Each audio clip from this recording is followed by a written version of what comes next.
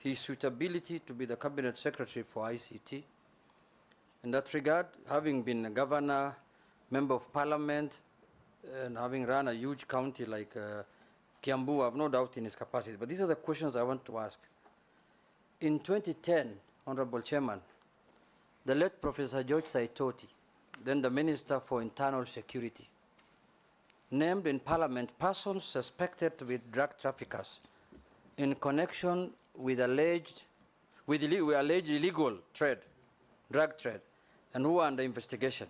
Among the persons that were named, Honorable Speaker, the name of Honorable Kabogo appeared on the list.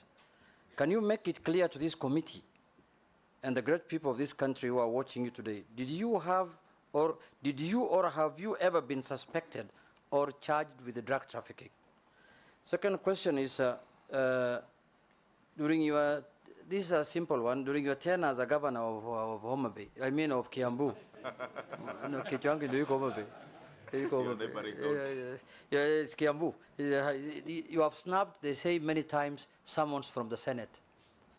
Now, as a cabinet secretary, you will be answerable to Parliament. These are, other than the appointing authority, these are your next employers, second employers. You will appear here every day to answer questions on ICT and those kind of things. Will you be able to appear before the Senate and the National Assembly at any time that are required? And lastly, people also describe you as somebody who is they say tough-headed, bordering arrogance, highest level of high-handedness. How are you going to be compatible now with being a CS with this kind of job that requires a lot of humility? And looking at your CV lastly, I went through, you have not indicated how many children you have. Can you share with the committee how many children you have, Kabogo? Go on.